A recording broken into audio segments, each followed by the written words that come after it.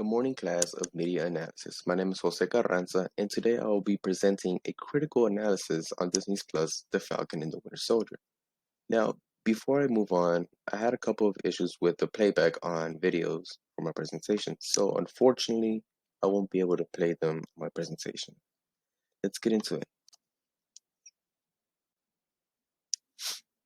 So, to give a bit of background to the show, it was first aired on Disney Plus on March 19th, 2021. Its final episode aired April 23rd, which was this past Friday. I must say, the show was one of the best short series of this year, with so many callbacks and Easter eggs that many Marvel fans would have noticed easily. On top of that, Marvel Studios did more than just fan service. They also stood up for the community in this series. For those who are not caught up with the Marvel Cinematic Universe, the show's events takes place a couple of months after the events of Avengers Endgame, the movie, where we were left off to assume that Sam was going to take the mantle of Captain America, but the show told us a different outcome.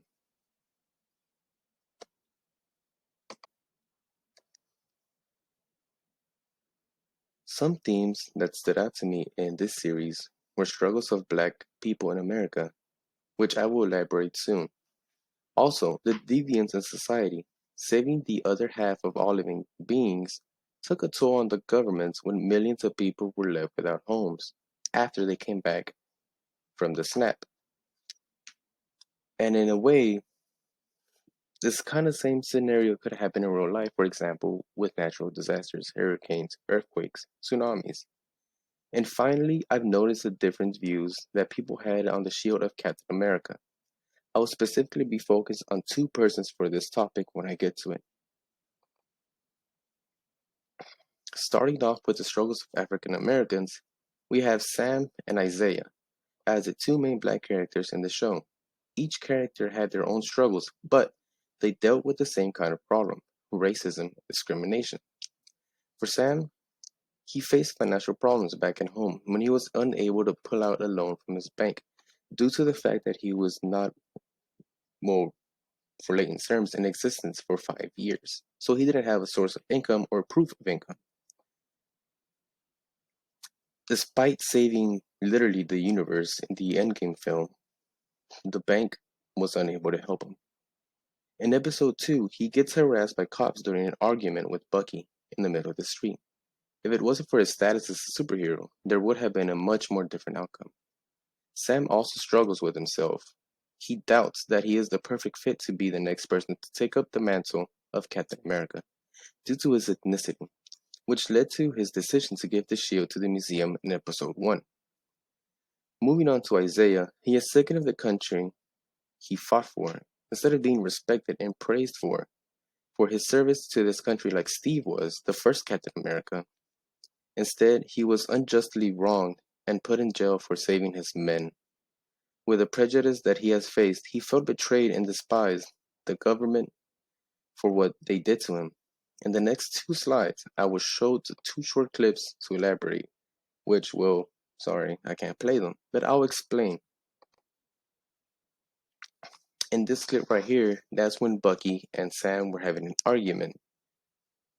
And that's when one police cop car pulls up, gets out, and tells Bucky if he's having a problem with Sam, or if Sam's giving him issues.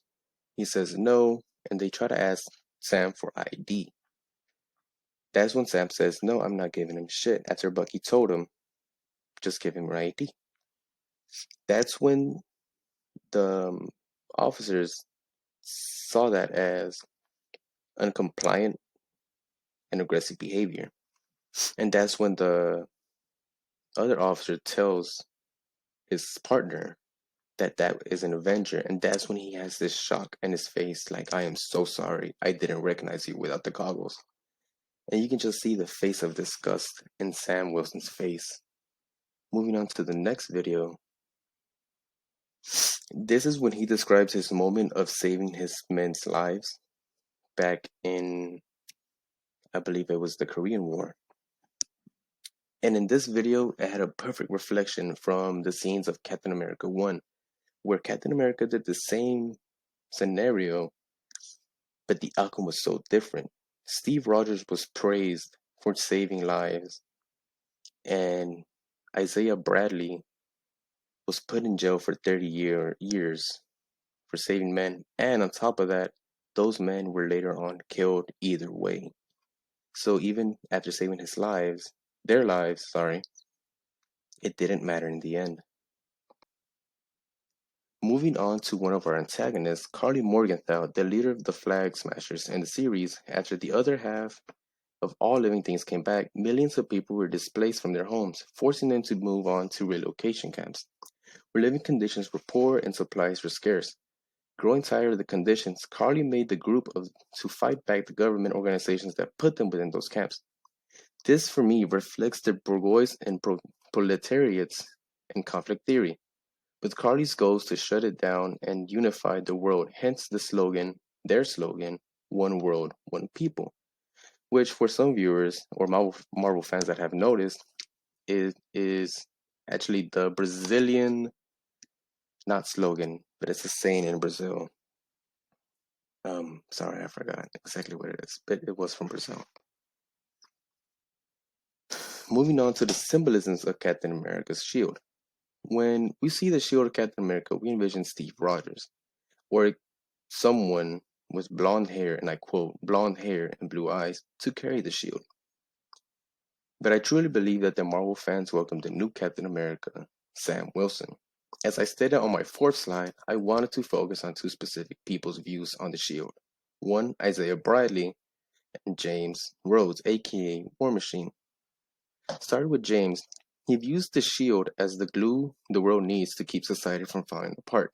The good deeds and heroics that Steve did during his time as Captain America gave the world hope and made them believe there's still good in the world. In contrast, Isaiah saw the shield as monuments of his past pains that the government has caused him. He feels nothing but betrayal, for he was a good man fighting for his country and his people, giving his life for this country, only to be incarcerated for 30 years. The stars and stripes brought him so much pain that he declined to see it when Sam offered to show him the shield. And this is the scene where I saw a reflection from episode 1 and episode 5, where in episode 1, James Rhodes tells Sam, "It is a new era, brother." He was really questioning why Sam did not take up the mantle of Captain America when the world needed that position the most, or needed someone to fill in those shoes. But for Isaiah, since he resents, I don't want to say resents, but resent the stars and stripes for the pain that caused them back in his youth. He said, "Pledge allegiance to that," while pointing towards the shield, and states, no self-respecting black man or any black man would take up the mantle of that shield. So that was a clear contrast for me between an older black African American, sorry, and someone from a newer era, someone with a newer vision that sees the world for what it is today and not for what it was back in the 70s or 60s, which was Isaiah Bradley's time. This was the second clip, and this right here is my application chart.